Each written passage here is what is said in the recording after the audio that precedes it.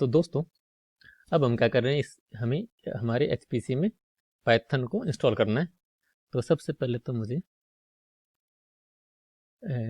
Forty client को मुझे अपने कंप्यूटर को फोर्टी क्लाइंट से कनेक्ट करना पड़ेगा। और एक बार जब फोर्टी क्लाइंट से कनेक्ट हो गया तब हमें विन SCP को खोलना पड़ेगा। तो अभी मैं भास्कर के कंप्यूटर में जाता हूँ। भास्कर के कंप्यूटर में हम लॉगिन करते हैं HPC में। अब इसमें मैंने अपने जितने भी सारे सॉफ्टवेयर इंस्टॉल करता हूँ, इसके लिए हमने एक सॉफ्टवेयर के नाम से अलग फोल्डर बना रखा है। हम सारे सॉफ्टवेयर इसी के अंदर इंस्टॉल करते हैं। तो इसमें ऑलरेडी बहुत काफ़ी सारे सॉफ्टवेयर हैं। इसमें हालांकि पाइथन नाम से अलग से फोल्डर बना हुआ है। यदि नहीं बना हुआ होता तो हम यहाँ पे पाइथन नाम से एक अलग से फोल्डर बना सकते हैं। और चूंकि बना हुआ है तो एक बार इसको ऐसे ही पढ़ा रहने देते हैं।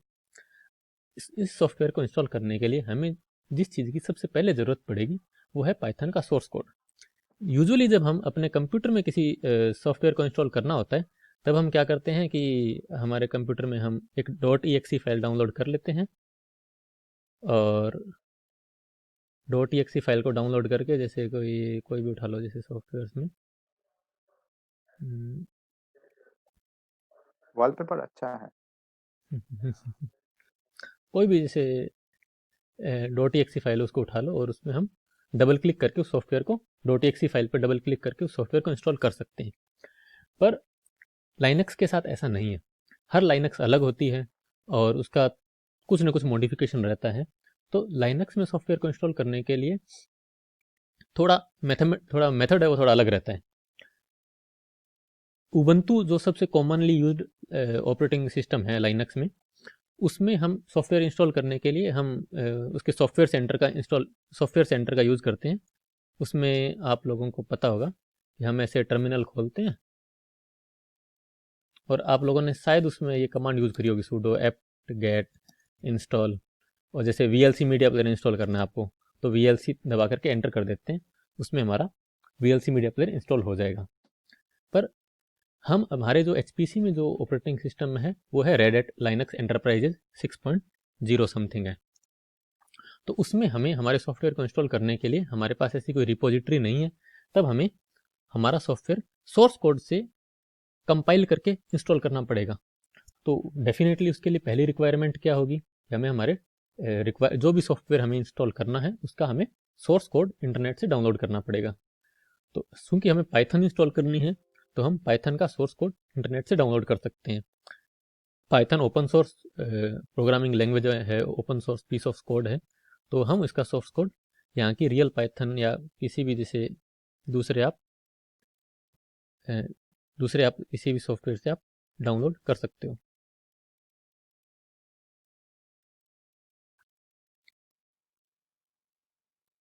यहाँ पे इन्होंने पूरे इंस्ट्रक्शन दिए हैं कि कैसे कैसे क्या क्या करना है।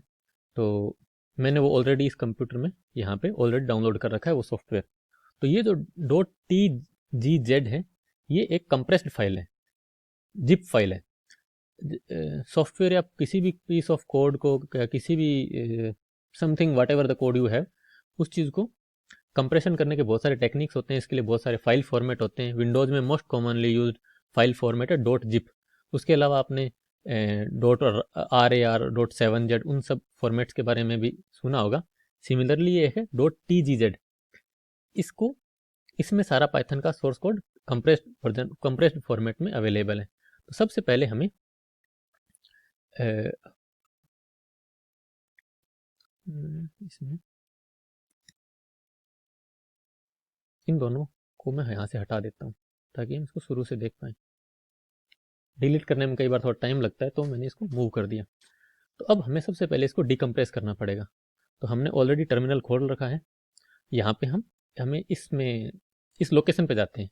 इस लोकेशन पे जाने के लिए हम एक तरीका ये है, यहाँ से हम जा कर के कॉपी पाथ टू क्लिपबोर्ड किया, टर्मिनल खोला, यहाँ पे CD मैंने टाइप किया और यहाँ पे हम राइट क्लिक करेंगे तो ये पाथ यहाँ पे कॉपी पेस्ट हो गया।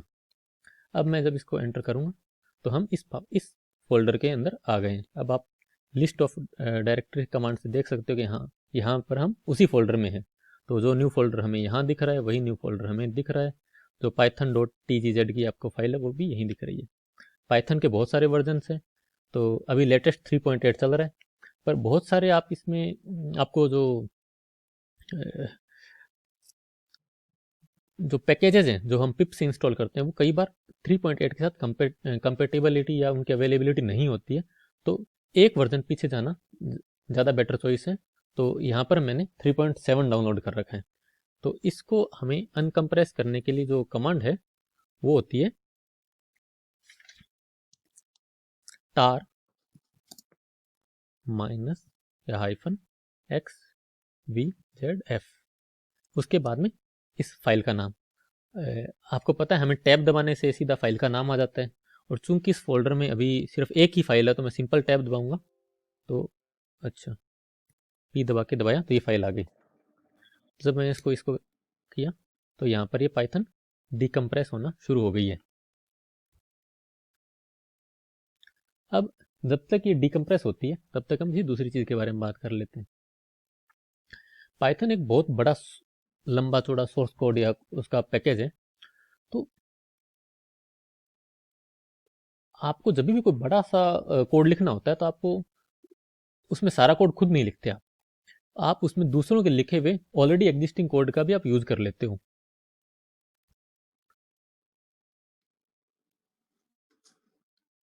तो इसलिए इसमें एक हैकिंग कम्युनिटी में एक बहुत ही अच्छी कहावत चलती है, प्रोवर्ब। वो ये है, no problem should ever to be solved twice. Creative brains are valuable and limited resource. They should not be wasted on reinventing the wheel when there are so many fascinating new problems waiting out there. To behave like a hacker, you should have to believe that thinking time of other hacker is precious, so much so that it's almost a moral duty for you to share information, solve problems, and then give the solution away just so other hackers can solve new problems instead of having to perpetually readdress old ones. तो इसलिए क्या करते हैं कि जो जिन्होंने भी Python को बनाया उन्होंने ऑलरेडी एग्जिस्टिंग सॉफ्टवेयर्स का यूज किया है, या और वो है थी लाइब्रेरीज।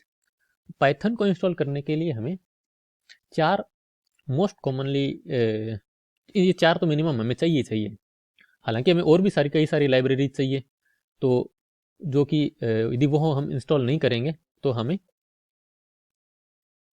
कुछ सुटेबल टाइप के कमांड्स को पाइथन में हम यूज़ नहीं कर पाएंगे। और हाँ, और यदि हम इनको भी नहीं इंस्टॉल करेंगे तो हम बेसिक पाइथन को इंस्टॉल कर पाएंगे, पर जो हमारे जो जो जो जिन सर्टेन टास्क को हम परफॉर्म करना चाहते हैं पाइथन में नॉर्मली, जैसे कि numpy को तो हम कम से कम इंपोर्ट करना ही चाहते हैं, तो वो हम नहीं कर पाएंगे। तो जैसे अभी आप यहाँ पे देखोगे तो अपने को यहाँ पे एक फोल्डर बन गया है python 3, ये नया फोल्डर बन गया है, ये इसका डिकम्प्रेस होने से बना है। अब हम इस नए वाले फोल्डर में चलते हैं, cd पाइथन, इसमें आ गए। यहाँ पे आपको देखो कि बहुत सारे फोल्डर्स मिल गए। अब किसी भी सॉफ्टवेयर को लाइनक्स में इंस्टॉल करने के लिए मोस्ट कॉमनली हमें 3 कमांड्स की ज़रूरत पड़ती है। वो होती है .configure, फिर make, उसके बाद में आती है make install। तो हम शुरुआत करते हैं .configure से। अब .configure में हम एक मिनट भानुदे, हाँ सॉरी, हाँ, ये तुम क्या कर रहे हो, एक बार थोड़ा सा बताओगे लास्ट में क्या कर रहे हो कॉन्फ़िगर? ये मैं ये थोड़ा सा कहीं कुछ सोचने लग गया था, बस हल्का सा ही रिकैप। हाँ, तो मतलब किसी भी सॉफ्टवेयर को जब हम विंडोज में इंस्टॉल करते हैं तब हम .exe वाली फाइल पर डबल क्लिक करके नेक्स्ट नेक्स्ट नेक्स्ट करते हैं तो इंस्टॉल हो जाती है ना। सिमिलरली हमें लाइनक्स में जब उसको सोर्स कोड से कंपाइल करना होता है सॉफ्टवेयर को, तो हम इन 3 कमांड्स को लाइन बाय लाइन एग्जीक्यूट करते हैं। सबसे पहले .configure को एग्जीक्यूट करेंगे, जब वो हो जाएगी फिर make को करेंगे, फिर वो हो जाएगी तब make इंस्टॉल करेंगे।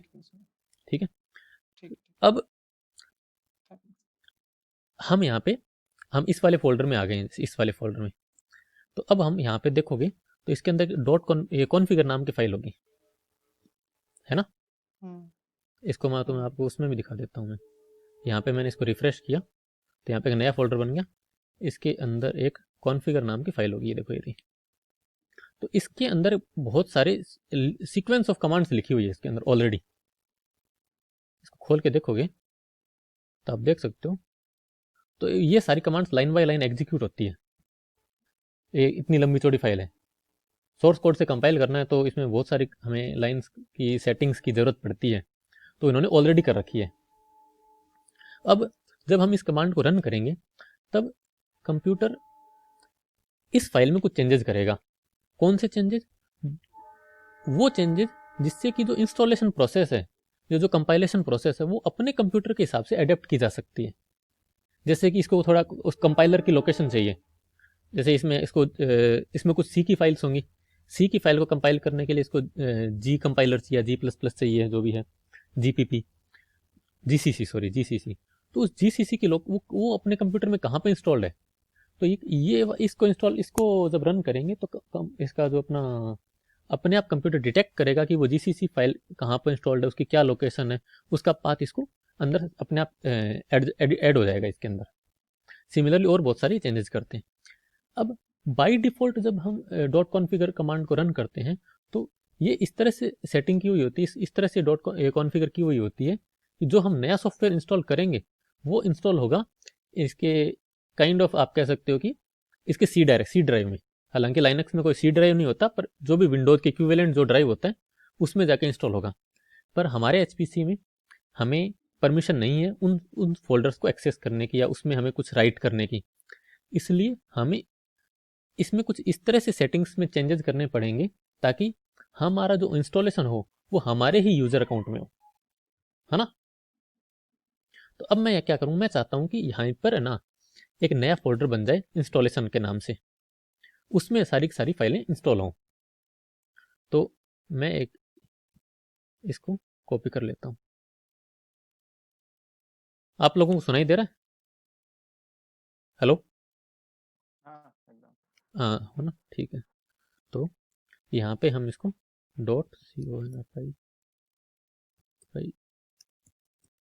.configure किया। मैं चाहूँ तो इसको सीधा रन भी कर सकता हूँ, पर सीधा रन करूँगा तो वो इस तरह से कॉन्फ़िगर होगा कि दूसरे वो जो हैश जो बैकस्लैश etc वगैरह वहाँ पे जाके इंस्टॉल होगा ये। पर मुझे अपने यूज़र अकाउंट में इंस्टॉल करना है तो मुझे इसमें कमांड लगानी पड़ेगी प्रीफिक्स बराबर। अब हमें उस फोल्डर का पाथ देंगे जहाँ पर हमें वो इंस्टॉल करना है। तो मैंने राइट क्लिक से कॉपी पेस्ट कर दिया, होम भास्कर सॉफ्टवेयर पाइथन। यहाँ पर मैं एक और नया फोल्डर का बता देता हूँ, install8i1। मैं चाहता हूँ कि यहाँ पर इंस्टॉलेशन नाम का नया फोल्डर बने, उसमें ये पाइथन इंस्टॉल हो। तो वो मैंने यहाँ पे सेटिंग कर दी। अब मैं इसको .configure को रन कर देता हूँ। अब इसमें थोड़ा सा टाइम लगेगा, जब तक ये कॉन्फ़िगर होता है तब तक आप लोगों को अभी तक की प्रोसेस में कोई डाउट हो तो पूछ लो। ये जो कॉन्फ़िगर जो कमांड में दे रहा हूँ उसका पहले डॉट स्लैश दे रहा हूँ। डॉट स्लैश का मतलब है कि सेम डायरेक्टरी ना, तो एग्जीक्यूशन वो मैं ना दूँ तो कुछ प्रॉब्लम होगा? डायरेक्ट कॉन्फ़िगर लिख दूँ तो? यार, जहाँ तक जितना मेरे को ध्यान है ना, डॉट लगाने का मतलब होता है उसको एग्जीक्यूशन स्टार्ट करना। जब भी हमें कोई फाइल एग्जीक्यूट करनी होती है तब हम डॉट लगाते हैं। अब फ्रंट स्लैश का मतलब है कि जिस डायरेक्टरी में हम अभी करंटली हैं उसी के अंदर उस फाइल को ढूंढना है, मतलब रिलेटिव पाथ देखेगा वो। मतलब ही वही है कि करंट डायरेक्टरी में ढूंढना। हाँ हाँ, स्लैश मतलब अंदर और डॉट मतलब करंट, ऐसा कुछ सोच सकते हैं। अच्छा ऐसा होता है क्या? तो हाँ, जब मैं कॉपी करता हूँ, सोचो कि मैं कॉपी कर रहा हूँ हम्म तो मैं लिखा कि सीपी, फिर फाइल का नाम हम्म दिया, फिर सोचो कि मैं अभी फाइल का नाम और पूरा एड्रेस भी दे दिया। फिर हम्म। मैं करंट फोल्डर में पेस्ट करना चाहता हूँ तो नाम देके फिर डॉट देने से ही बस हो जाता है। तो उसका मतलब तो डॉट मींस करंट फोल्डर एक ऐसा बार कुछ अभी इसको होगा। रन करके देख लेते हैं ना, तुम ये कह रहे हो? हाँ टाइप कर देता हूँ। अच्छा, डॉट कॉन्फ़िगर नहीं लगाते तो वो इसको कमांड की तरह ट्रीट करता है ना। जब हमने ये लगाया तब उसको डॉट लगाने के बाद उसको समझ में आता है कि मुझे कोई फाइल को एग्जीक्यूट करना है। अच्छा, जैसे तुम बोल रहे अभी। हाँ, और इसका मतलब हो गया कि वो इस फाइल को देखना कौन सी लोकेशन में सर्च करना है, इसी लोकेशन में सर्च करना है। और सेम काम हम तब भी करते हैं जब हम जैसे सी के प्रोग्राम बनाते थे ना बीटेक फर्स्ट ईयर में, तब उनको भी हम इस तरह से a.out से इसी तरह से एग्जीक्यूट करते थे। ठीक है, चलो हो गई ये बात। तो अब ये कॉन्फ़िगर हो गया। अच्छा, अब और हाँ, डिपेंडेंसी क्या इंस्टॉल है इसमें? अभी नहीं है, वो करेंगे, उनको भी करेंगे। अच्छा, वो अब जैसे सिंपली मैं इसको मेक करूँगा तो ये अभी सॉफ्टवेयर कंपाइल होगा, पर मेक मेक करने से, इस कमांड को लगाने से, वो जितना भी जो इसका इंस्टॉलेशन है, सॉरी कंपाइलेशन है, वो सीरियल में होगी। मैं क्योंकि सीरियल में करने से मुझे बहुत ज़्यादा टाइम लगेगा, तो मैं सीरियल में नहीं करना चाहता। मैं चाहता हूँ कि हमारे इस एचपीसी में हम अभी हैं लॉगिन नोड में, हर नोड में हमारे पास 20 कोर हैं, 20 कोर्स। तो हम चाहते हैं उन सभी के सभी 20 कोर्स का हम यूज़ करें, ताकि हमें इस प्रोसेस में कम से कम टाइम लगे। तो उसका तरीका होता है --j और नंबर ऑफ प्रोसेसर का नाम 5-6 जितने भी हमें देना है। और यदि मैं कुछ भी नहीं लगाता हूँ, तब कंप्यूटर जितने भी मैक्सिमम नंबर ऑफ कोर्स ये यूज़ कर सकता है उतने का यूज़ करेगा। तो मोस्ट प्रोबेबली ये ऑल द 20 कोर्स का यूज़ करेगा जितने भी इसको इस नोड में अवेलेबल हैं, फिर ये उसको इंस्टॉल करेगा। तो मैं ये कर देता हूँ। तो अब इससे इंस्टॉलेशन प्रोसेस हो जाएगी। पर अभी तक ध्यान देने वाली बात क्या है, हमने इसको अभी तक ये नहीं बताया कि जो डिपेंडेंसीज कहाँ पर है, जो लाइब्रेरीज कहाँ पर है। तो अभी ये कंपाइल कर देगा, पाइथन चलेगी, पर वो पाइथन चलना ना के बराबर होगा। कैसे, अभी हम देखेंगे। ये इसको थोड़ी देर में हो जाएगा ये, उसके बाद हम देखेंगे। तो तब तक अभी तक इसमें इंस्टॉल नहीं है, तो वो सारी डिपेंडेंसी, उनको हमें कौन कौन सी 4 डिपेंडेंसी चाहिए, वो ये है। ये लाइब्रेरी हमें चाहिए इसको इंस्टॉल करने के लिए, जो कि हमने अभी तक नहीं इंस्टॉल की है। अभी तक हम जो भी पाइथन इंस्टॉल कर रहे हैं वो हमने बिना इनके किया है, और उनके बिना पाइथन इंस्टॉल हो जाएगी, चलेगी, पर उससे कोई इफेक्टिवली उसको कुछ वो ऑलमोस्ट इक्वल टू किसी काम की इंस्टॉलेशन नहीं होगी वो। तो इनको कैसे इंस्टॉल करते हैं इसके बारे में हम देखते हैं। इनको सबसे पहले अगेन हमें वही सोर्स कोड इनका डाउनलोड करना पड़ेगा। तो जैसे ये है ओपन एसएसएल, ये हमें ये बताती है कि ये लाइब्रेरी हेल्प करती है कंप्यूटर को एक इंटरनेट से कनेक्ट होने में। जो भी हमारा पाइथन की इंस्टॉलेशन होगी उसमें हमें कोई भी कुछ डाउनलोड करना है, तो उसको इंटरनेट से कनेक्टिविटी मेंटेन हो सके सिक्योर वे में, तो उसके लिए ये एसएसएल लाइब्रेरी होती है। तो अब इसका हमें सोर्स को डाउनलोड करना है, तो हम इसको ओपन एसएसएल में गए, यहाँ पे डाउनलोड किए, और यहाँ से हम इसको डाउनलोड कर सकते हैं। सिमिलरली एक दूसरी लाइब्रेरी है libffi, तो इसको भी हम यहाँ से जा करके यहाँ से डाउनलोड कर लो, वरना गिटहब से जा करके डाउनलोड कर लो। यहाँ पर आपको इसमें वर्जन वगैरह की डिटेल्स में मिल जाएगी। हम इसका सोर्स कोड यहाँ से डाउनलोड कर सकते हैं। सिमिलरली एक bzip2 हमें इस लाइब्रेरी की भी ज़रूरत पड़ती है, तो इसका भी हम सोर्स कोड हम डाउनलोड कर सकते हैं इसकी ऑफिशियल वेबसाइट पे जाके। तो मैंने ये ऑलरेडी ये अपने इस कंप्यूटर में डाउनलोड करके रख रखे हैं इनकी फाइल्स। तो वो आपको मिलेगी, इसमें लाइब्रेरी नाम का फोल्डर है इसमें। तो जो bzip2 है, इसके अंदर bzip2 -latest.tar.gz नाम का आपको फोल्डर दिख रहा है ना। ये इसमें मैंने पहले से ऑलरेडी इंस्टॉल कर रखी है। इंस्टॉल नहीं करी हुई होती तो मैं आपको दोबारा से इंस्टॉल करके भी दिखा देता हूँ।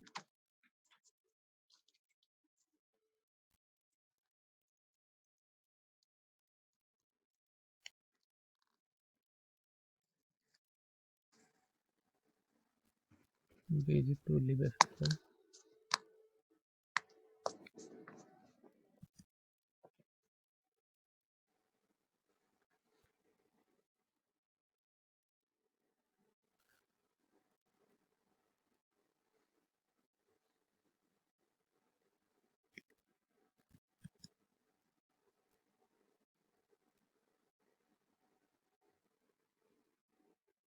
यहाँ तक सारी प्रोसेस समझ में आ रही है?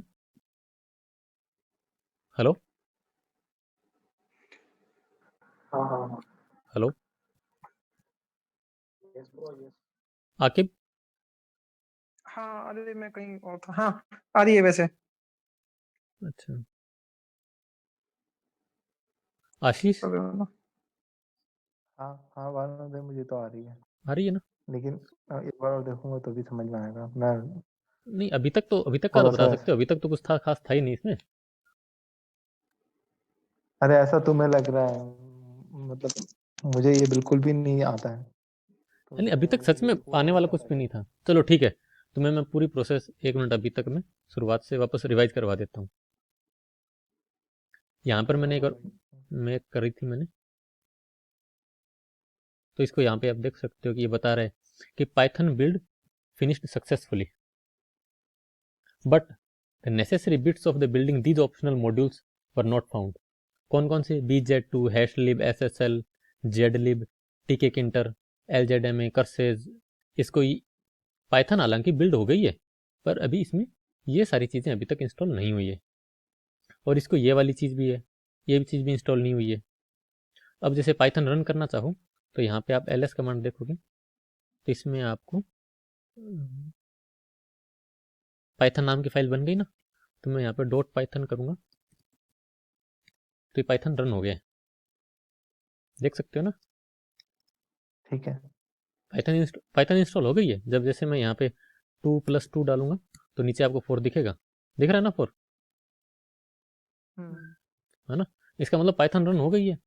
पर आप इसमें कुछ भी इंपोर्ट करना चाहोगे ना तो इंपोर्ट नहीं होगी। अब जैसे आप इसको एग्जिट करना है, हाँ जेडलिब तो इंस्टॉल था ना, तो वो क्यों दिखा? मैंने हटा दिए थे ना सारे। ओ अच्छा, लेकिन वो तो शायद वो CFDM वो सब के लिए जरूरी था ना, या फिर एक्सट्रैक्ट करने के लिए ही जरूरी था सिर्फ? नहीं नहीं नहीं, अच्छा तो CFDEM के लिए हाँ वो एक्सट्रैक्ट करने के लिए जरूरी था, उसको वो नहीं दोबारा इंस्टॉल कर देंगे अभी हम। हाँ हाँ। अब जैसे मैं यहाँ पे पिप इंस्टॉल करना चाहूँ, pip3 से इंस्टॉल numpy, तो अभी ये काम नहीं करेगा। क्यों? pip3 नहीं है। पाइथन शायद आप लोग अभी पाइथन से फैमिलियर हो नहीं, मुझे नहीं पता, पर पाइथन में हमें बहुत सारे पैकेजेस की ज़रूरत पड़ती है। numpy उसमें से सबसे ज़्यादा मोस्ट फ्रिक्वेंटली यूज़ होने वाला पैकेज है। इसके बिना पाइथन का कोई खास वैसे औचित्य बचता नहीं है, एटलीस्ट हमारी एरोस्पेस इंडस्ट्री में तो बिल्कुल भी नहीं बचता। और कुछ ये किस वो है क्या न्यूमेरिकल इसमें टूल्स? हाँ हाँ हाँ हाँ पाइथन। हाँ हाँ। अच्छा अच्छा। तो अभी हालांकि पाइथन इंस्टॉल हो गई है पर वो किसी खास काम की नहीं है, इसलिए हम पाइथन को इंस्टॉल करने के लिए हमें इफेक्टिव वे में यूज़ करने के लिए हमें ये जो इन सारे पैकेजेस हैं इसमें से कुछ पैकेजेस को हमें पहले इंस्टॉल करना पड़ेगा। कौन कौन से पैकेजेस हैं जो हमें मिनिमम चाहिए? वो है ये 4 पैकेजेस। तब हम इन 4 पैकेजेस को हमारे HPC में इंस्टॉल करेंगे। इंस्टॉल करने का प्रोसीजर क्या रहेगा? यही सेम प्रोसीजर है। ये जो 3 कमांड्स है का सीक्वेंस है, ये ना सिर्फ पाइथन को इंस्टॉल करने के लिए काम आता है, बल्कि लाइनक्स में कोई भी रैंडम प्रोसेस सॉफ्टवेयर आपको सोर्स कोड से कंपाइल करना है, उसका ऑलमोस्ट ऑलवेज यही प्रोसीजर रहता है। थोड़ा बहुत ऊपर नीचे चेंजेस होते हैं पर ऑलमोस्ट ऑलवेज यही रहता है। तो अब हम ये प्रोसीजर लाइन बाय लाइन सब पे लगाएंगे, चारों पर। ठीक है, तब सबसे पहले चलते हैं ओपन SSL में। तो हम आगे ओपन SSL में हमने इसका सोर्स कोड ऑलरेडी डाउनलोड कर रखा है, तो इसका मैं पाथ यहाँ पे कोई क्लिप बोर्ड में कॉपी कर लिया। फिर मैं एक मिनट इसको थोड़ा सा नीचे ना ऊपर ले आता हूँ।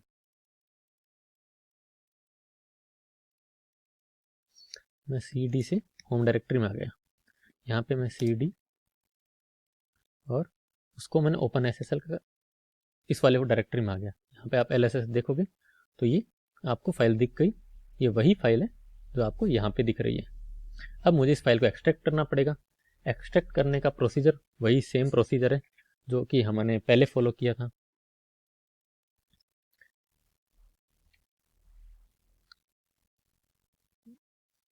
tar --x VZF कर लो, XZF कर लो, कई बार दोनों कर सकते हैं, XZF और ओपन SSL। भी मतलब वर्बोस वो कुछ मतलब कुछ डेटा इनपुट आउटपुट देगा ना कि इतना हुआ, ये सब कुछ हाँ होता है हाँ ना? हाँ हाँ, वो अभी जो लंबा चौड़ा चल रहा था ना वो चलता है उसमें। हाँ हाँ हाँ हाँ। अब जैसे उसको दिखाते अभी और औरों को करेंगे तब देख लेंगे। हम्म।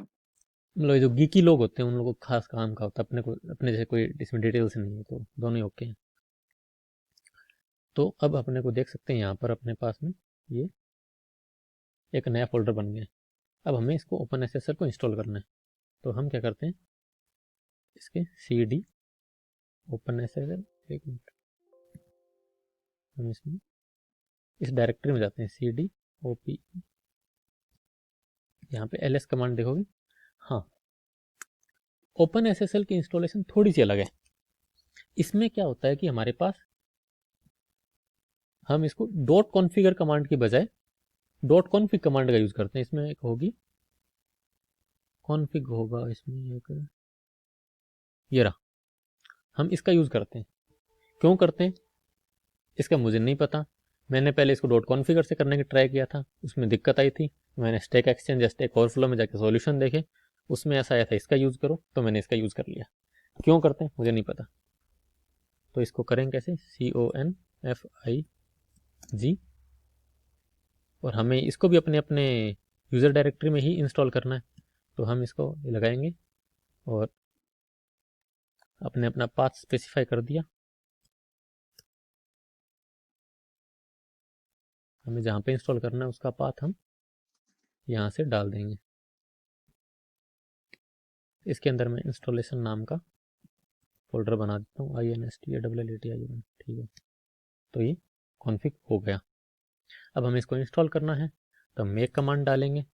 -j डालना है डाल दो, पर ये वैसे छोटा सा है सॉफ्टवेयर है, तो -j में डालने की ज़रूरत नहीं है ये वैसे भी। अच्छा, ओपन SSL है क्या? हाँ, इसमें डालना था यार, इसमें टाइम लगता है।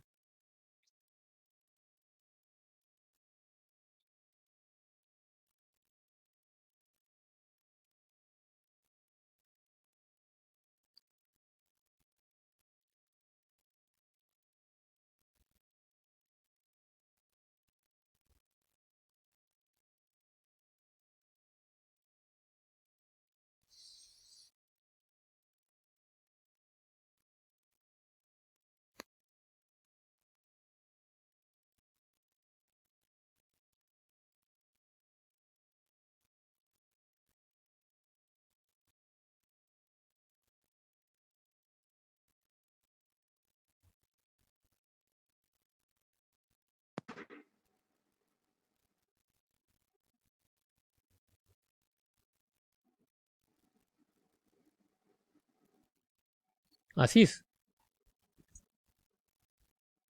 आशीष, हाँ हाँ भानुदा।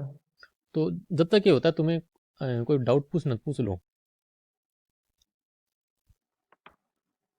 नहीं भाई यार, डाउट तो नहीं आ रहा है इसमें मुझे, समझ में आ रहा है पूरा। आशीष तुम क्या विंडोज यूज करते हो जनरली?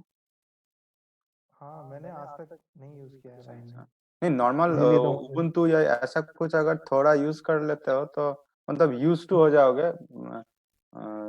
एक्चुअली मैं इतना अच्छा नहीं हूँ यार इसमें, कंप्यूटर वगैरह में मैं नहीं नहीं, अच्छा होने कंप्यूटर का में कुछ है सच में नहीं, अच्छा ये होने वाला मतलब कुछ है ही नहीं यार। एक्सपीरियंस होना या नहीं होना, बस वही। कंप्यूटर में सच में अच्छा होने वाली कोई चीज़ है ही नहीं। नहीं नहीं, मतलब तुम लोग नहीं समझोगे, मतलब तुम लोग ने हमेशा यूज किया होगा ना। मुझे बहुत लेट मिला है कंप्यूटर, मतलब कौन तो सी मैं क्लास में? विंडोज ही जानता हूँ, इवन विंडोज में भी। अरे तुम नहीं नहीं नहीं, क्लास कौन सी क्लास में तुमने कंप्यूटर पहली बार चलाना शुरू बीटेक किया में था? मिला है मतलब। हैं? हेलो आशीष। अरे मैं बीटेक में भी नहीं चला पाया यार, मेरे पास था नहीं। अच्छा अच्छा। अरे मेरे पास था नहीं यार। हाँ, अच्छा। ओ, अच्छा, ओके ओके, तो बहुत लेट खरीदा मैंने। हाँ, ओके, तो समझ सकता हूँ मैं। तभी तभी मुझे कुछ आता नहीं ज्यादा इसमें। मतलब नहीं ऐसा नहीं कि एकदम नहीं आता, अब तो मैंने हाँ। काफी कुछ किया था मास्टर्स में, हम्म। लेकिन लिनक्स में कभी नहीं किया। तो अरे विंडोज सीखने हो का गया। वही है कि गूगल में सर्च करो। ठीक है भाई, बात करो। हाँ, ये तो आशीष, मतलब चाप नहीं लो, मतलब हाँ तुमको शायद नया है इसलिए थोड़ा कुछ लग रहा है, थोड़ा कि क्या करना है समझ में नहीं आ रहा है, तुम एक बात बताऊँ आशीष, वो सब ना सोच के। नहीं, मैं धीरे धीरे मेरे को अपनी धीरे धीरे सीख जाऊंगा केमिस्ट्री ना। क्लास याद आती है ना? जब मैं जेई में जेई की कोचिंग हम्म करता था, तब दो चीज़ें होती है कि हम्म कुछ चीज़ों को समझने के लिए आपको बैकग्राउंड चाहिए होता है, कुछ चीज़ों को समझने के लिए आपको बैकग्राउंड नहीं चाहिए हम्म होता है। जब आपके पास बैकग्राउंड नहीं होता ना, तब हम्म, आपको कई चीज़ें समझ में नहीं आती। फिर आपको ऐसा लगने लग जाता है कि मुझे हर चीज़ को समझने के लिए मेरा मेरे पास बैकग्राउंड नॉलेज नहीं है। वो हमारी मेंटल साइकोलॉजी बन जाती है। हम्म, और हकीकत ये होती है कि हर चीज़ को समझने के लिए हमें बैकग्राउंड की चीज़ ज़रूरत नहीं होती। बहुत सारी चीज़ें बैकग्राउंड इंडिपेंडेंट भी होती है। हाँ अभी हम जो काम कर रहे हैं ना, पर हमारी उस टाइम साइकोलॉजी ऐसी बन जाती है कि यार मुझे इसका बैकग्राउंड नहीं आता तो मुझे समझ में ही नहीं आएगा। अभी हम जो काम कर रहे हैं उसमें तुम्हारे किसी भी टाइप की कोई बैकग्राउंड की जरूरत नहीं है। तुमने अच्छा तुम्हें पता ना, बेसिक 8वीं क्लास के बच्चे जो कंप्यूटर यूज करते हैं ना, वो भी आता है ना, तो भी तुम इस चीज को समझ सकते हो।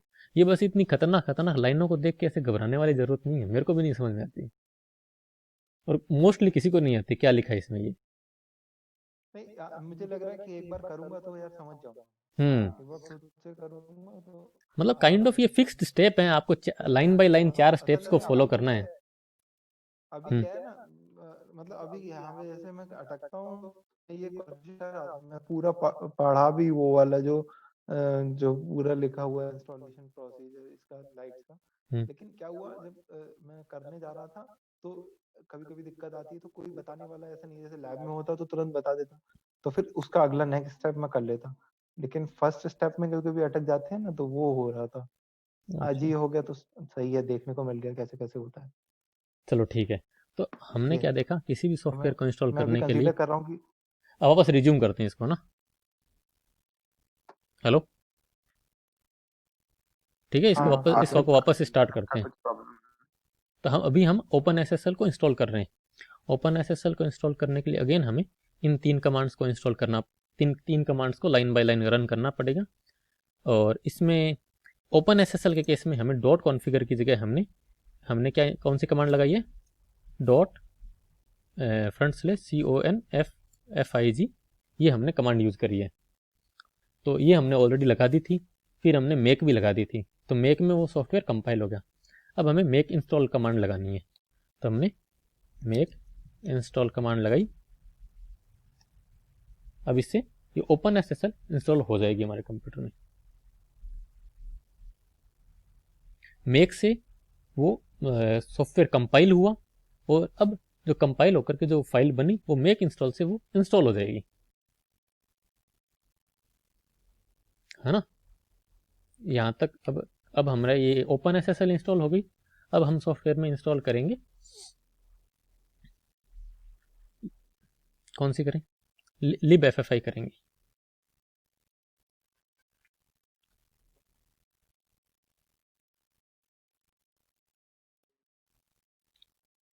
तो हम यहाँ पे पहले इस libFFI में चलते हैं।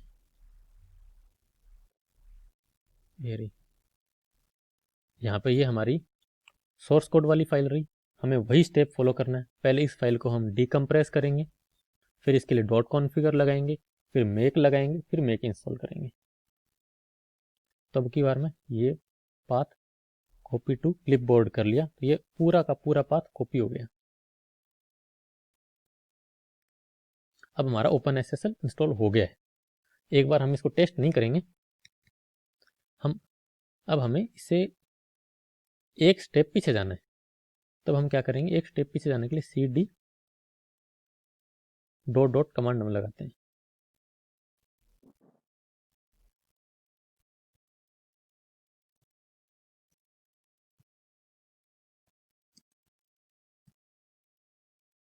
तो अब हम वापस से यहाँ पर टर्मिनल के अंदर इस वाले फोल्डर के अंदर आ गए हैं, लाइब्रेरी के अंदर, इस वाले फोल्डर में। पाथ देखोगे ना, M Bhaskar software library, same path आपको यहाँ पे आपको दिख जाएगा। एम भास्कर यहाँ पे पूरा पाथ नहीं दिखा रहा, पर यहाँ आपको पाथ दिख रहा है। अब हम यहाँ पे एलएस से देखते हैं, तो हमारे पास इतने सारे फोल्डर बने हुए, हमें इस वाले फोल्डर के अंदर जाना है। तो हम CDLIBFFI इस फोल्डर में आ गए, इसमें वापस ls कमांड लगाई, तो हमें ये फोल्डर, ये कंप्रेस्ड फाइल दिख गई। इसको इसको हमें डिकम्प्रेस करना है, तो वही कमांड है tar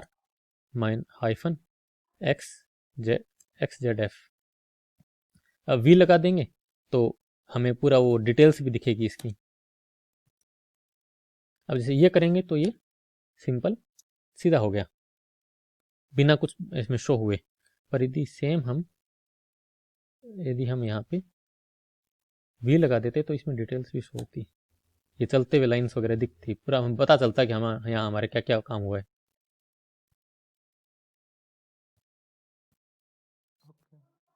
ये फोल्डर बन गया ना, ये अनजिप होकर के। अब हम इस अनजिप वाले फोल्डर के अंदर चलते हैं, तो कैसे जाएंगे, cd lib ffi इसके अंदर आ गए।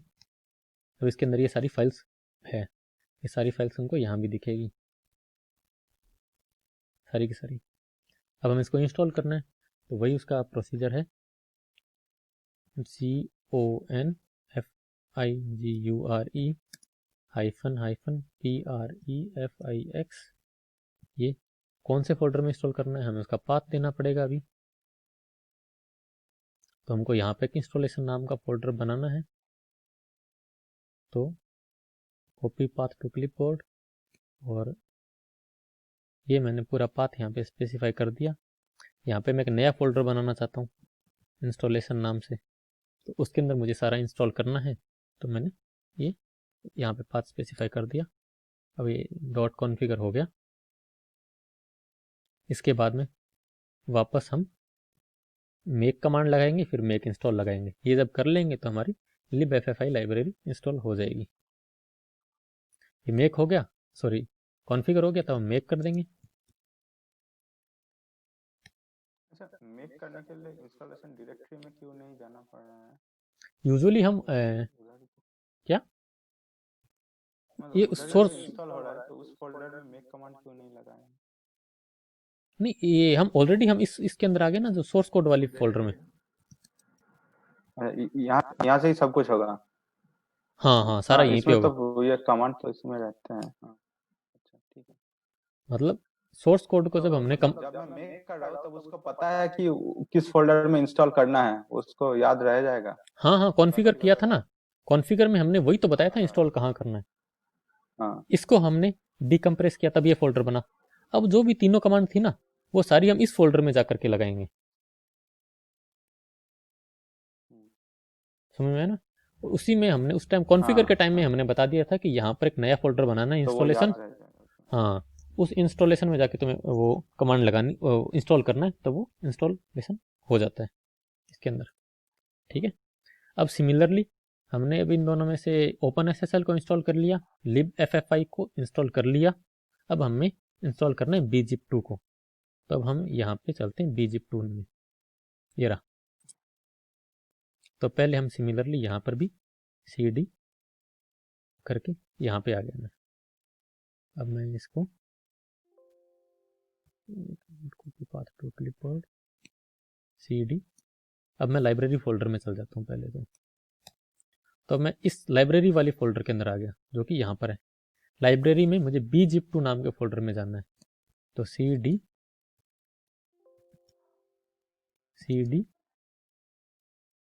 bzip2 इसमें आ गया। इसमें वापस वो दोनों, ये फाइल कंप्रेस्ड फाइल है, इसमें इस bzip2 लाइब्रेरी का सोर्स कोड है, तो मुझे इस सोर्स कोड को डिकम्प्रेस करना पड़ेगा। तो प्रोसीजर वही है, tar-xzf, इस फाइल का नाम। ये डिकम्प्रेस हो गया, तो अब यहाँ पे देखोगे तो यहाँ पे एडिशनल फोल्डर ये बन गया है। अब हम इस फोल्डर में चलेंगे, इस फोल्डर में आके यहाँ पे देखो इतनी सारी फाइल्स हैं।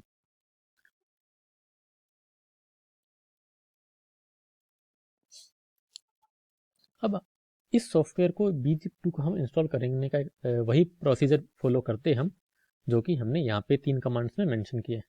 पर मैंने जब इसको ऐसा करने के को किया, तब उसमें एक एरर आई थी, वो सॉफ्टवेयर इंस्टॉल नहीं हुआ था। तो उस एरर को हम रेक्टिफाई करने के लिए हमें क्या करना पड़ेगा, इसके इस फोल्डर में जाएंगे, इसके अंदर एक फाइल होगी मेक फाइल, जो कि मेक कमांड को एग्जीक्यूट करने पर रन होती है, ये वाली फाइल।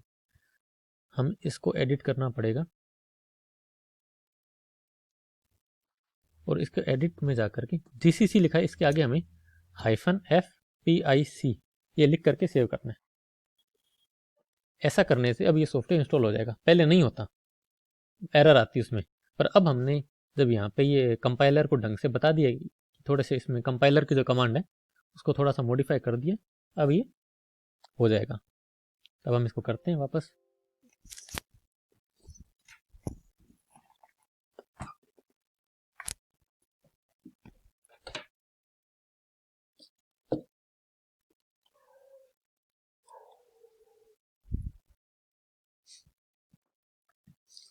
तो अब इसकी इंस्टॉलेशन थोड़ी सी अलग है। पहले तो इसमें हमें मेक करते हैं, इसमें डॉट कॉन्फ़िगर नहीं करना पड़ता, हम इसमें सीधा मेक करते हैं।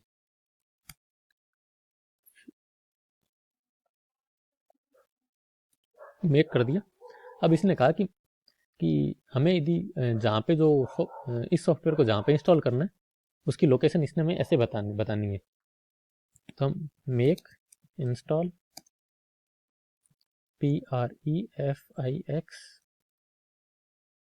इक्वल्स टू उस सॉफ्टवेयर का, यहाँ पे हम इंस्टॉलेशन नाम का फोल्डर बना करके उसमें इंस्टॉल करना चाहते हैं। तो इस पाथ को क्लिपबोर्ड में कॉपी किया, यहाँ पे डाला और यहाँ पे इंस्टॉलेशन टाइप किया, INSTALLATION। अब ये इंस्टॉल हो गया। तो अब हमारी इन तीन में से bzip2 नाम की लाइब्रेरी भी इंस्टॉल हो गई। अब हमें zlib को इंस्टॉल करना है, तो हम एक फोल्डर पीछे आए और दूसरा फोल्डर भी पीछे आ गए। अब हम इस लाइब्रेरी नाम के फोल्डर में आ गए। कौन से फोल्डर में? जो कि हमें यहाँ पर दिख रहा है, इस वाले फोल्डर में। अब हमें zlib इंस्टॉल करनी है, तो zlib में जाएंगे। zlib की अगेन जो सोर्स कोड है वो हमने ऑलरेडी डाउनलोड कर रखा है। जब इसको डाउनलोड कर रखा है, अब हमें इसको इंस्टॉल करने के लिए अगेन वही प्रोसीजर है, वही 4 कमांड्स।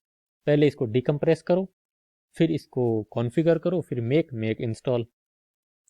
तो हम इसके लिए cd zlib में गए, यहाँ पे इसको अनकम्प्रेस करना है।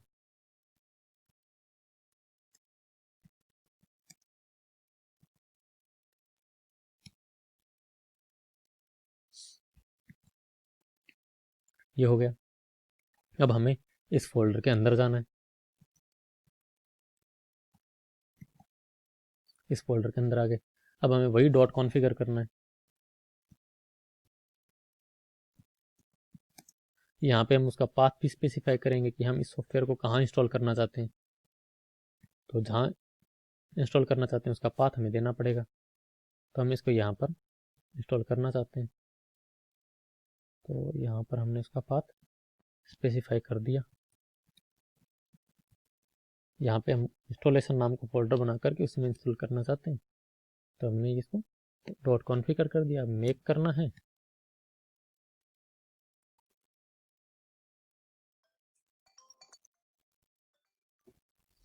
तो मेक इंस्टॉल।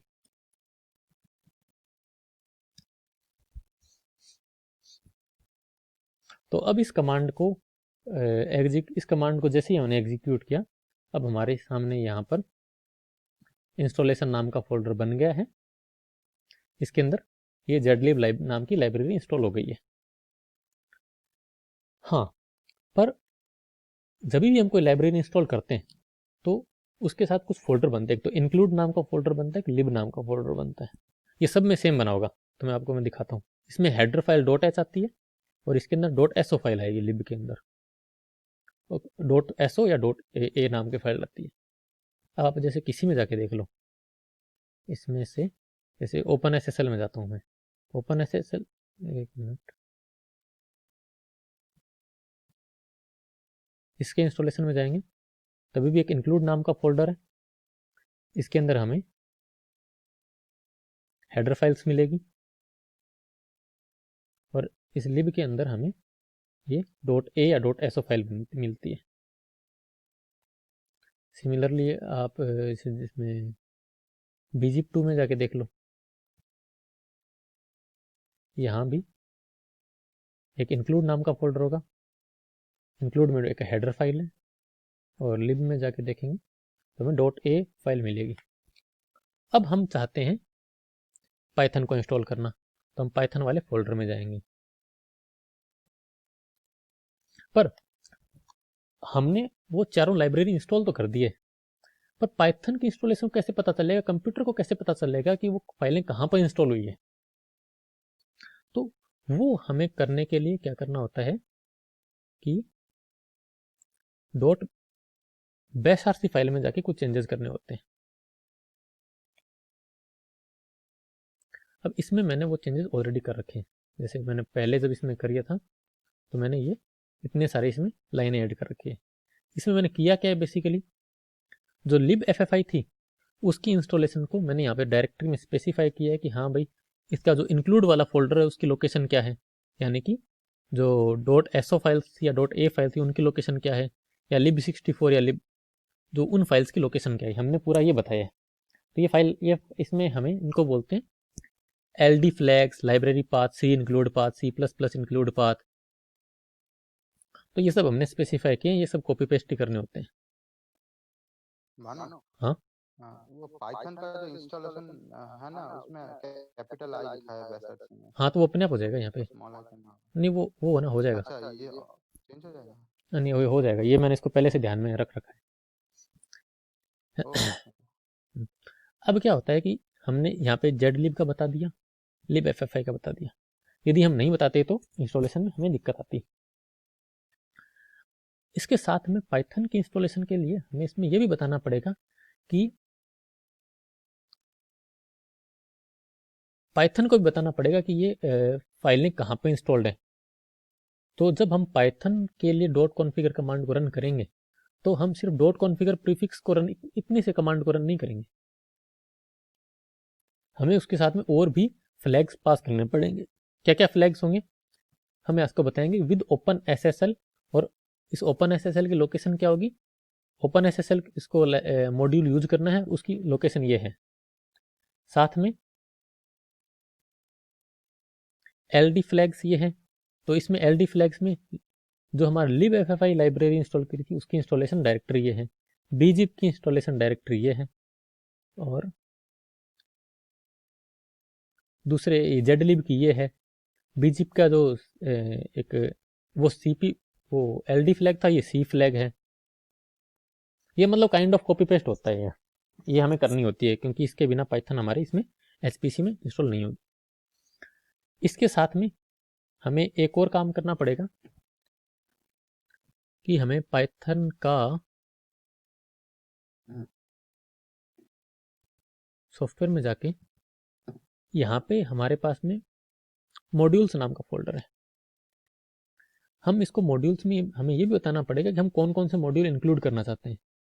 तो इसमें एक सेटअप नाम का फाइल आती है,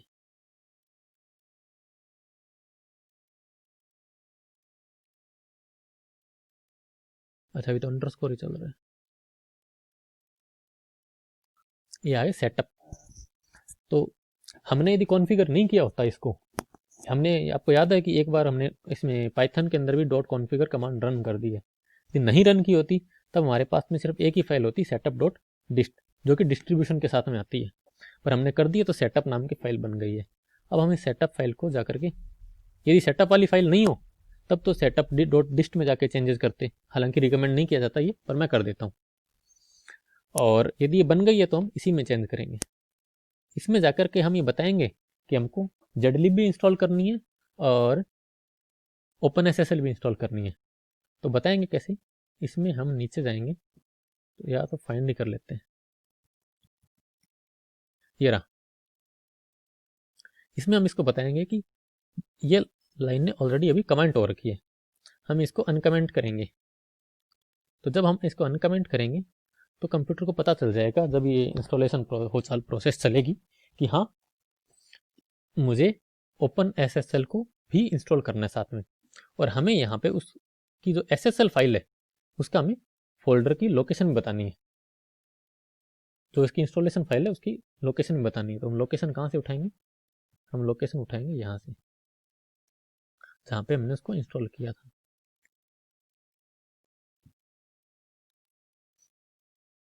हमने उसको लाइब्रेरी में जाकर के ओपन SSL फोल्डर में इंस्टॉलेशन में इंस्टॉल किया था ना उसको, तो हम यहाँ से इस फोल्डर को कॉपी कर लेते हैं, कॉपी पाथ टू क्लिपबोर्ड, और हम इसको यहाँ पे मिटा करके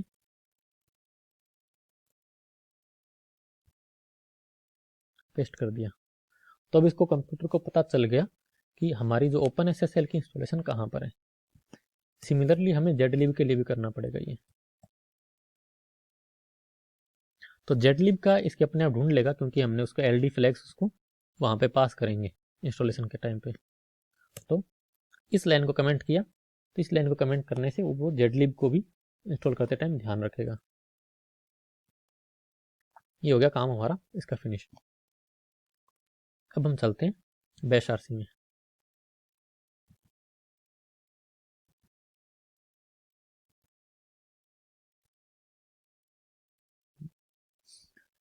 हालांकि ये मैंने यहाँ पर मैंने ये बैश आरसी में पहले से ही पाइथन का ये डाल रखा है। यूजुअली हम पहले नहीं डालते, हम इस इंस्टॉल करने के बाद में डालते हैं। और यहाँ पर मैंने डॉट कॉन्फ़िगर फाइल की जो कमांड है उसको भी पहले से ही मैंने रख रखा है।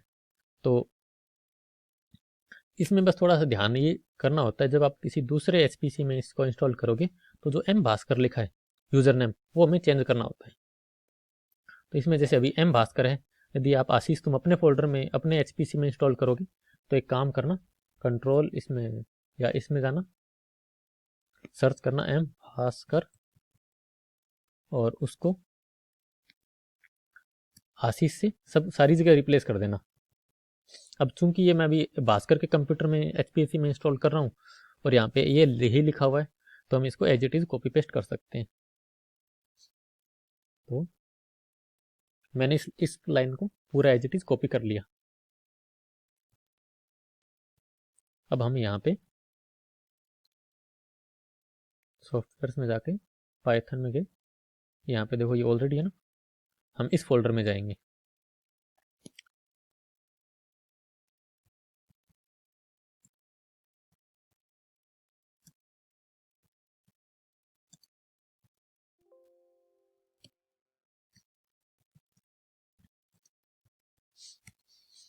ये यहाँ पे हम सोर्स कोड वाली इस डायरेक्टरी के अंदर आ गए।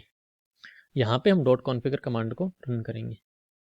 तो वो मैंने डाल दिया।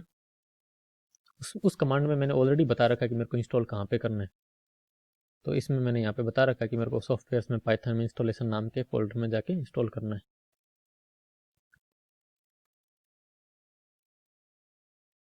अच्छा, हो सकता है उसमें एरर आए भी, क्योंकि हमने बैश आरसी को सोर्स नहीं किया। पर आइडियली हमें कर देना चाहिए था, पर इसमें भी ज़रूरत नहीं, क्योंकि मैंने वो इससे पहले भी बैश आरसी को सोर्स करने से पहले भी ये सारी चीज़ उसमें पहले से थी, तो दिक्कत वाली बात नहीं है।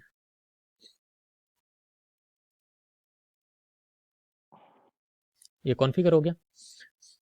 अब इसमें हम इस इनेबल ऑप्टिमाइजेशन के बारे में मैं आपको लास्ट में बता दूंगा। एक बार मैं इसके बिना ही कर रहा हूँ, एक -J।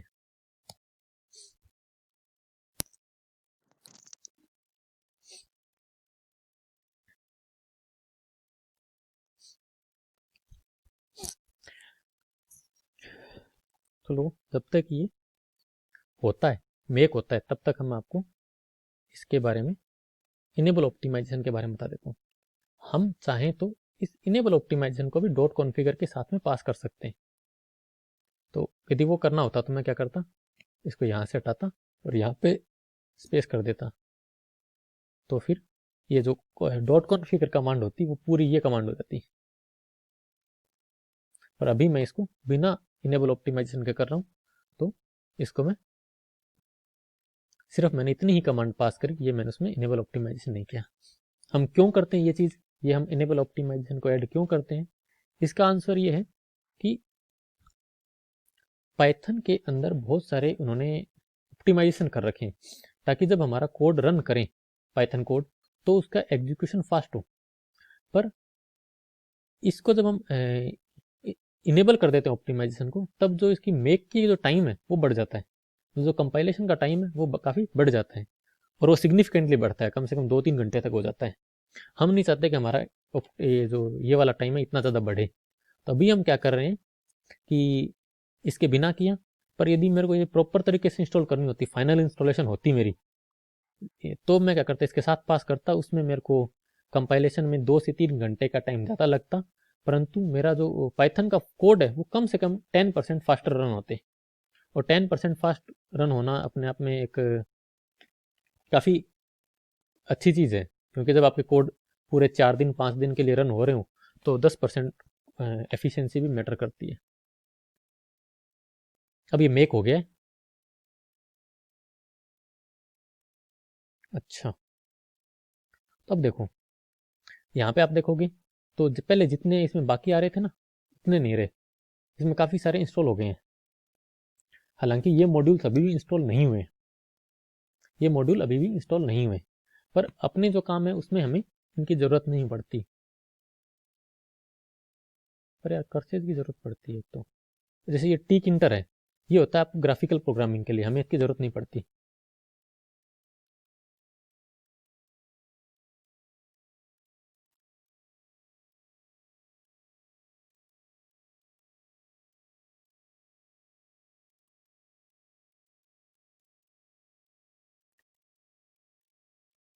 दूसरा ये सी टाइप्स, ये इंस्टॉल हो गया था पर इसको इंपोर्ट नहीं कर पाया। तो इसकी वजह ये होती है कि हम जब ये जो जेडलिब और इसके हमने इसमें पाथ स्पेसिफाई किए हैं, इसमें हमें ये डॉलर होम वेरिएबल का यूज़ नहीं करना होता। यहाँ पे हमें पूरा इसका पाथ ही स्पेसिफाई करना चाहिए था।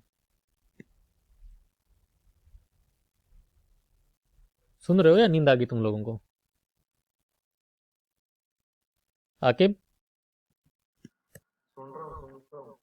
अखिल, मुझे ऐसा नहीं बैश वाला सीन थोड़ा आइडिया नहीं लगा कि आपको ये कैसे पता चल गया क्या क्या इधर स्पेसिफाई करना है। क्या? ये बैश वाला स्क्रिप्टिंग है ना, इसमें जो आपने बोला है जेलिब और लिब एफएफआई का, हम्म। वो अगर आप थोड़ा, एक मिनट आई में ये कर गेस देता मैं हूँ ना, जब पढ़ रहा हूँ इसमें, एक मिनट कर देता हूँ फिर बताता हूँ तुम्हें, ठीक है। MBHAS Bhaskar, dollar home and Bhaskar में, तो इसके बाद में यहाँ पे आते हैं, यहाँ से करना, रिप्लेस करना शुरू करते हैं। रिप्लेस,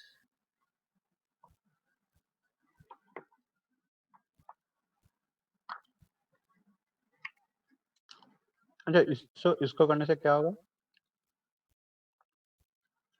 अरे कई ये उसमें काम नहीं करता यार। ये जो डॉलर होम वाला जो वेरिएबल होता है ना, ये एक्सपोर्ट पाथ में तो काम कर जाता है, पर ये LD पाथ में कई बार काम नहीं करता यार। अच्छा अच्छा। मतलब ये जस्ट काइंड ऑफ एक लर्निंग फ्रॉम एक्सपीरियंस है।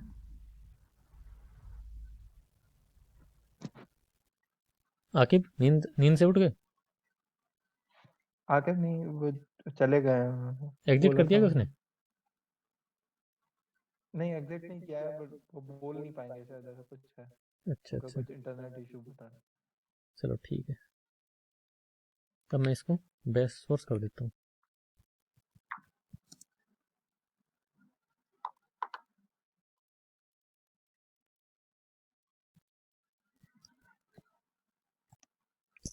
अब हम वापस इसको कॉन्फ़िगर करना पड़ेगा।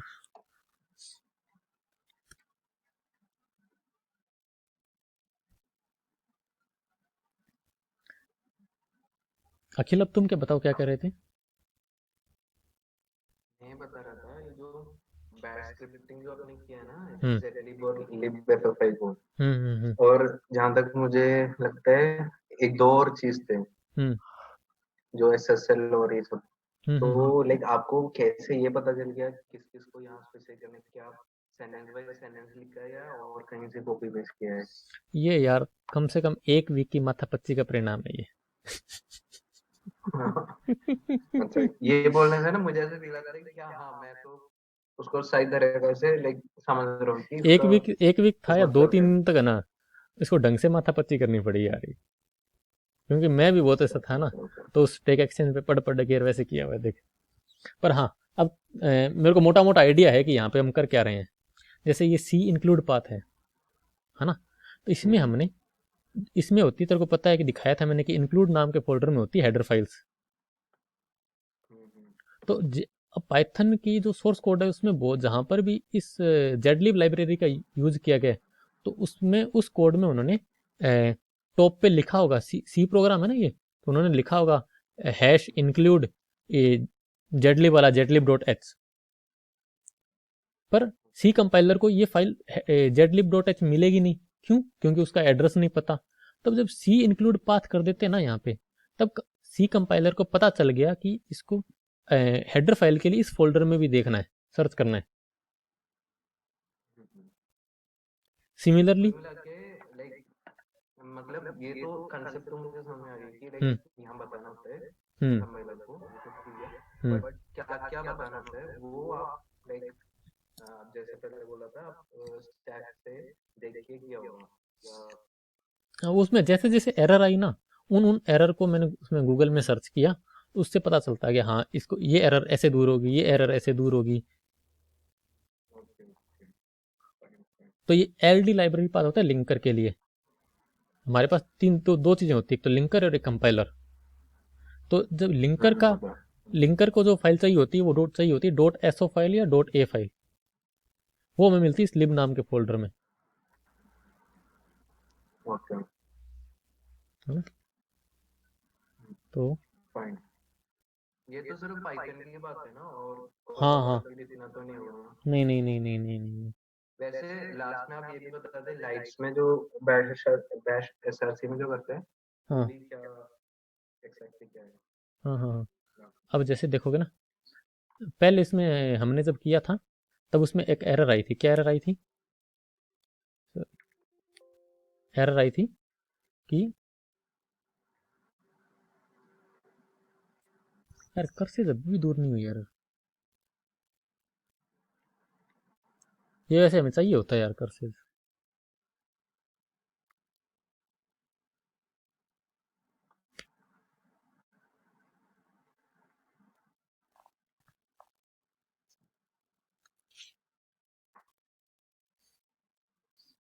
और ये होता है वो बीजिप आप टू। चार जो वो बोल रहे थे उसी में ये भी इन्वोक करना है, ये बोल रहे क्या नहीं, ये बीजिप टू थी ना, वो ढंग से जब इंस्टॉल नहीं होती तब वो एरर आती है। नेसेसरी मतलब ये चाहिए ही चाहिए। हाँ, जैसे तुम्हें दिखाऊं दिखाऊं ना, तो जैसे इंस्टॉल हो गई है ये, है ना। तो मैंने तुमको इसको ध्यान से देखोगे तो इसमें मैंने पाइथन 3.7 का एलियास भी दे रखा है। तो इसमें अभी पिप भी इंस्टॉल हो गई है वैसे। देखोगे ना, पिप 3 कमांड दोगे, पिप 3। अच्छा नहीं हुई। अच्छा, मेक इंस्टॉल नहीं किया हमने अभी, तो एक बार मैं मेक इंस्टॉल कर देता हूँ इसको एक बार।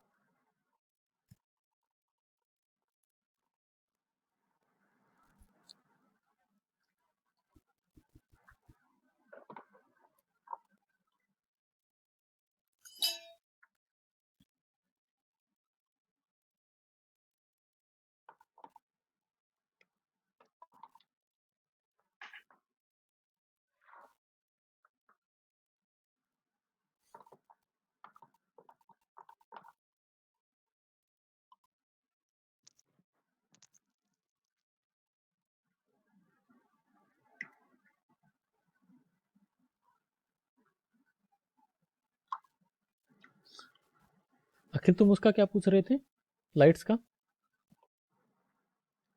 मैं बोल रहा हूँ लाइट्स में जो बैश बैश एसआरसी है हम्म उसमें भी कुछ करता है ना वो मैं भूल गया एक्चुअली इसका बेस्ट शायद आरसी कहाँ भास्कर पर को है? भी लाइट पता हो भास्कर, इसमें लाइट्स कहाँ पर है?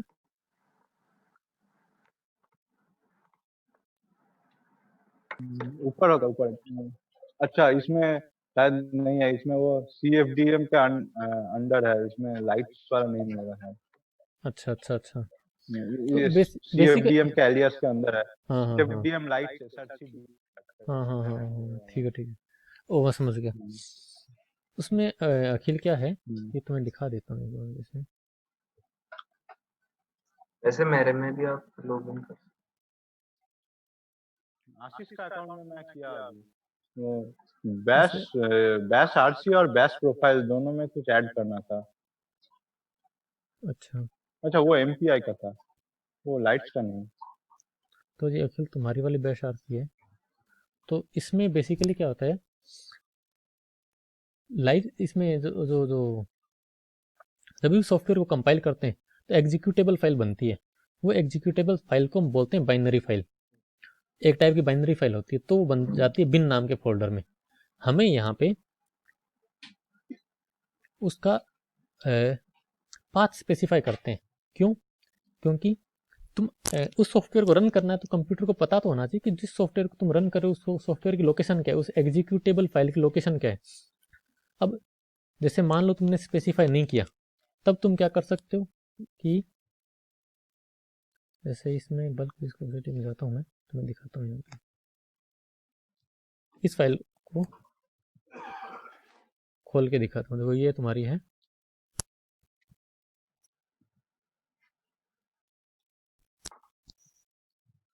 ये है। इसमें मैंने MPI वाला फोल्डर है, MPI वाला जो एग्जीक्यूटेबल उसका मैंने यहाँ पे पूरा पाथ स्पेसिफाई किया है ना। होम ओपन MPI की बिन नाम के फोल्डर में जाके MPI रन करना है। अब इसमें कंप्यूटर को मैंने पूरा पाथ स्पेसिफाई किया है कि MPI रन नाम की जो एग्जीक्यूटेबल है, एक एग्जीक्यूटेबल फाइल है ये, इसकी लोकेशन क्या है। अब यदि मैं ऐसा कर रहा हूँ ना, तब तो मुझे उसको बैश आरसी में बताने की जरूरत नहीं है कि MPI रन क्या है। पर कई बार ऐसा होता है कि मैं बार बार इतना पूरा पाथ स्पेसिफाई नहीं करना चाहता। मैं चाहता हूँ कि सिर्फ मैं MPI रन लिखूं तो भी कंप्यूटर उस सॉफ्टवेयर को रन कर सके, जैसे कि हमने यहाँ पे कर रखा है।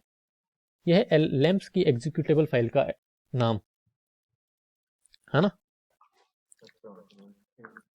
अब मैंने यहाँ पे लैम्प इस एग्जीक्यूटेबल फाइल का पूरा पाथ स्पेसिफाई नहीं किया, मैंने सिर्फ उसका नाम स्पेसिफाई किया है।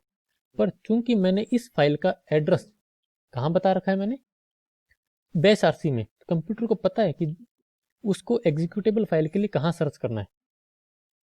यदि मैं उसको बैश आरसी में ऐड नहीं करता, पर यहाँ पे मैं इसका पूरा पाथ स्पेसिफाई कर देता, जैसे कि होम जो भी मतलब कि कोई भी ऐसे एग्जीक्यूटिव को चलाने के लिए बोलते हैं, एक बार वो बैश एसआरसी में जाके कंप्यूटर चेक करते हैं कि इसका पाथ कहाँ होगा।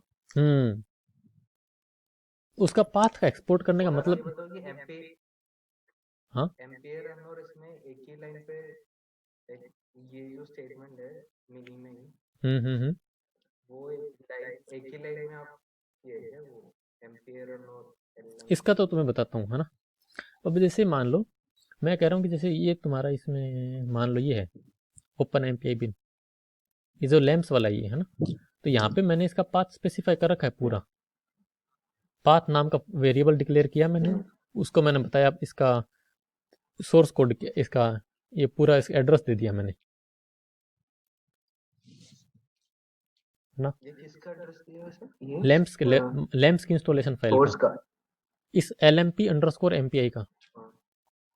तो अब जब कंप्यूटर को इसमें कहाँ, सुनो सही, ये लैम्प्स की इंस्टॉलेशन फाइल है, लैम्प्स की इंस्टॉलेशन फाइल है ये। जैसे तुम्हें इसमें दिखाई देता हूँ मैं, इसमें तुम्हें माई लैम्प्स नाम का फोल्डर दिख रहा है क्या, ये रहा माई लैम्प्स, इसमें SRC,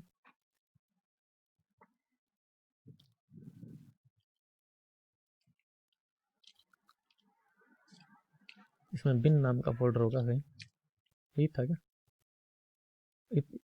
हाँ। अब इसी में तुम्हें ना LMP_MPI मिलता है।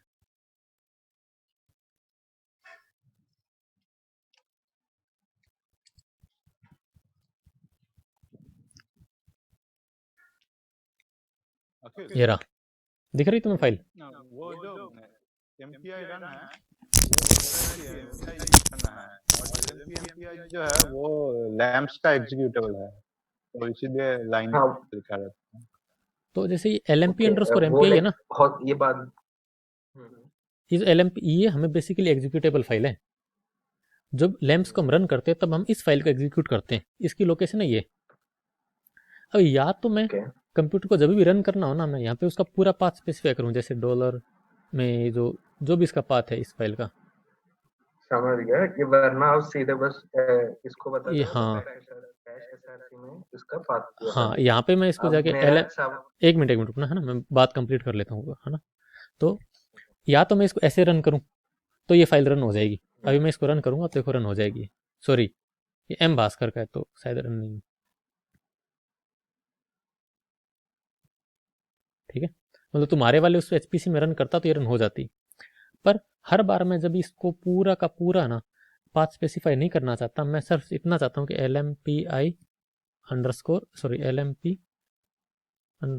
रन, इतनी सी कमांड से भी वो सॉफ्टवेयर रन हो जाए, तब मुझे क्या करना पड़ेगा, ये यहाँ पे पाथ ऐड करता हूँ।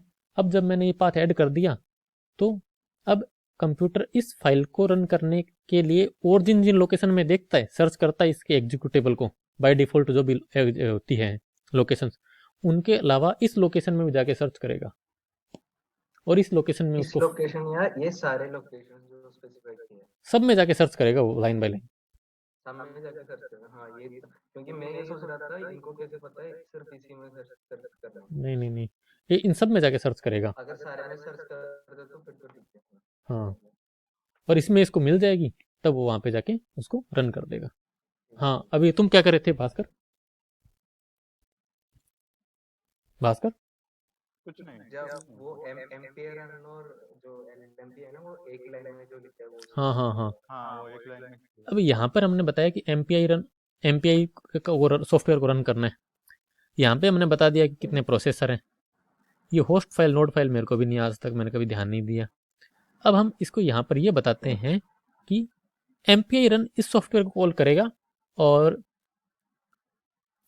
इसको इस सॉफ्टवेयर के 40 प्रोसेसेस टाइप से चलाएगा। ये प्रोसेस तो क्या कहेंगे उसको, वो बोलेंगे थ्रेड्स बोलेंगे इसको बेसिकली।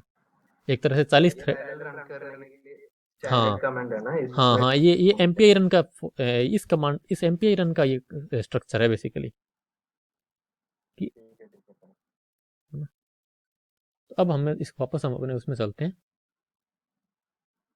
पाइथन के इंस्टॉलेशन में। तो पाइथन के इंस्टॉलेशन में हमें ऊपर जाके देखेंगे तो हमें ये दिखेगा कि सक्सेसफुली इंस्टॉल्ड पिप, और उससे पहले इसने पाइथन को भी सक्सेसफुली इंस्टॉल कर दिया होगा। तब मैं जाके इसमें pip3 कमांड लगाऊंगा तो लग जाएगी, लग गई ना ये। अब जैसे मेरे को numpy इंस्टॉल करनी है, pip3 install numpy, collecting numpy, ये डाउनलोड कर ली इसने और इसने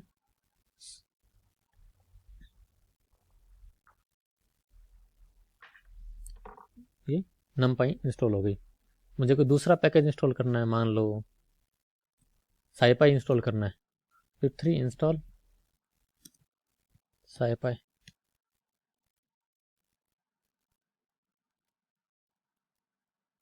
scipy इंस्टॉल हो गया।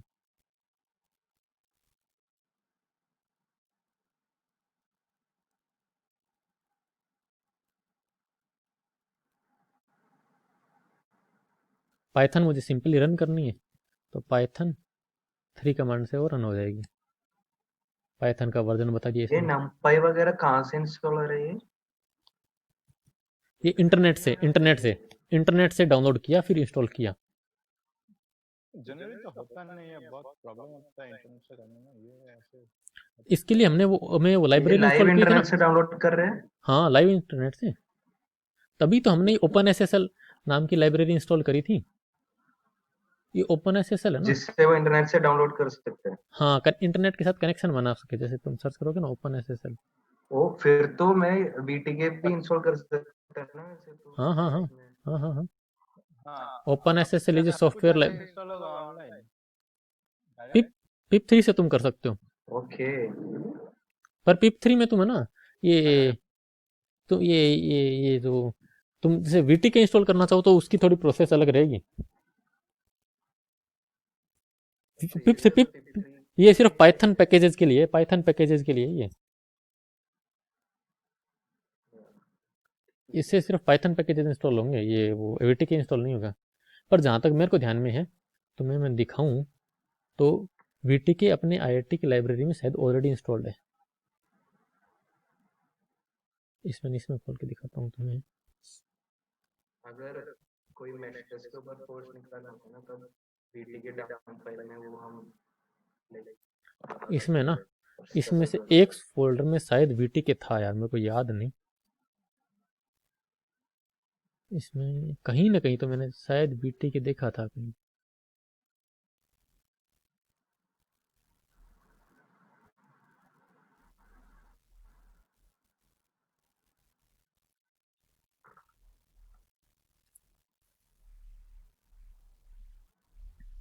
पर कुल मिला के अपनी बात एक मेन मुद्दा था, तो पाइथन इंस्टॉल हो गई हमारी इसमें।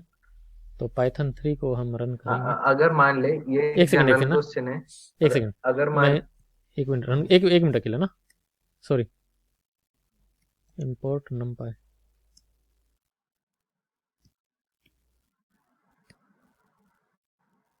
हाँ, ये numpy हो गया। तो कुल मिला के हमारी पाइथन बढ़िया तरीके से इंस्टॉल हो गई।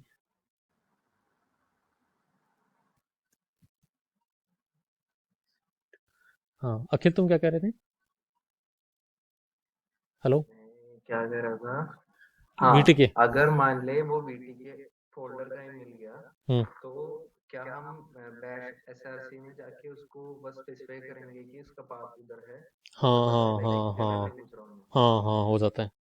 Okay okay okay, fine fine. तो मोस्ट कॉमन लाइब्रेरीज होती है ये, पहले से इसके अंदर इस फोल्डर के अंदर ऑलरेडी इंस्टॉल्ड होती है। अब देख लो तुम्हें इसको, कितनी फाइलें, 800 फाइलें यहाँ पे नाम डाउनलोड कर रहा है ये।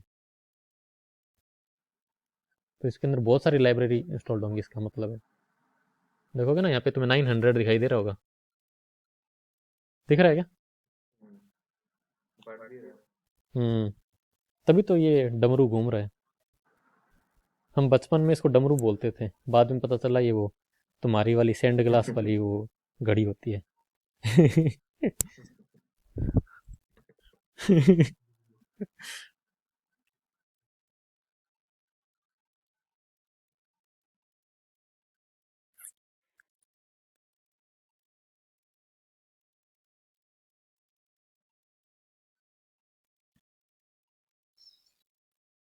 मेरे में तो वो आते हैं लाइक सर्कल। सर्कल क्या? आपका हाँ ये विंडोज 10 है क्या? हाँ, ऐसे सेटिंग 10 को चेंज 10 करेंगे। 10 10। इसमें कई बार तो ये आता है। तो एक्सपी में हो। नहीं, तुम चेंज कर दिया होगा ना। मैंने इसमें कोई हाँ ये मॉडिफिकेशन, देख रहे हो तो चेंज नहीं किया क्या? नहीं नहीं, चेंज किया हो तुम, ऐसा नहीं होता है। अच्छा कौन, लाइक बानू और मैं? भानु भानु। बानू चेंज किया होगा ना? हाँ, ये नहीं इसका, गोल्डन गोल्डन दिखा रहा है, ये भी नहीं होता है। नहीं इसका कलर तो मैंने चेंज किया था। बानू डिड यू चेंज? नहीं, कलर मैंने चेंज किया था। हाँ, कलर के साथ साथ वो भी चेंज हो गया होगा। कलर तो मैंने किया था कि यार वो वाइट वाइट पहचान हाँ में ही नहीं आता, आधे टाइम तो मैं ये कर्सर ये पॉइंटर ही ढूंढता रह जाता था मैं। तो फिर बाद में अच्छा अच्छा, तो आप डार्क थीम यूज करिए। डार्क थीम वगैरह, मैं वैसे मैं करता हूँ डार्क थीम, पर मैंने इसको देखा था इंटरनेट पे। ये चेंज कर दे पॉइंटर। यार एक तो ये इसका साइज बहुत छोटा था पॉइंटर का, दूसरा एकदम वाइट वाइट कलर का, तो इस वाइट पे हाँ वाइट हाँ, ढूंढने पे ही नहीं मिलता था वो। मैं आधे टाइम तो ऐसे ऐसे हिला हिला के इसको ढूंढता ही रह जाता। प्रॉब्लम होता है। फिर मैंने इसका थोड़ा साइज हाँ, बढ़ाया। फिर भी नहीं मिलता है तो नहीं अब तो दिख जाता है, अब तो इसको दिख जाता है ये। हाँ। वो कितनी फाइल डाउन के नहीं, नाम वैसे इसमें। अभी डमरू नहीं चलता है, अभी वो चक्र चलता है, चक्र। ये अच्छा, ये मुझे पता क्या लग रहा है, मेरा माउस भी इधर ही था, मैंने ये दो माउस कैसे? ओ अच्छा, मेरा भी था। मैं अभी तक ध्यान नहीं दिया कि माउस इधर है और बिजी आइकन उधर है। मैं सोचा कि होता है शायद। अभी खाना खा रहा था तो अभी मैं आया, लैपटॉप में बैठा था। अच्छा अच्छा, तो इसमें कितनी सारी अच्छा लाइब्रेरी है। भानु, हाँ इसको क्या 1 घंटा पॉज कर सकते हैं क्या? मुझे थोड़ा कॉपी चेक करके जमा देना, जमा करना है। क्या क्या? ये हो जाएगा ना, ऐसे भी हो इंस्टॉल तो हो गया ना? क्या पाइथन इंस्टॉल हो गई भाई? बस इसमें वीटी अच्छा, के बस और को कुछ पकड़। करना नहीं है? नहीं नहीं, पाइथन इंस्टॉल हो तो कि तुम्हें चला के दिखाई थी ना अभी, जैसे। अच्छा, तो मैं वो एलपीपी क्या इंस्टॉल कर सकता हूँ? अब मैं ट्राई करूंगा फिर। क्या एलपीपी मतलब? एक है वो VT के फाइल बनाने के लिए। तो वीटी के साथ इंस्टॉल नहीं लाइट्स का बन। जो डंप होता है, हाँ नहीं नहीं वो नहीं है, वो लाइट्स का जो डंप फाइल जनरेट होता है उसको वो VTK में कन्वर्ट करता है एलपीपी। हाँ हाँ हाँ वो हाँ पाइथन चाहिए उसके लिए। हाँ, तो वो तुम बिल्कुल ट्राई कर सकते तो हो। जैसे अच्छा, वो सारा जो डिपेंडेंसी था वो कर दिया आप, या फिर नहीं है, कुछ बाकी है? वो तो, एक मिनट, मैं इसमें तुम्हारे है तो मैं कर देता हूँ उसमें। एक मिनट ना, मैं वो भी एक मिनट इसमें पॉज कर देता हूँ।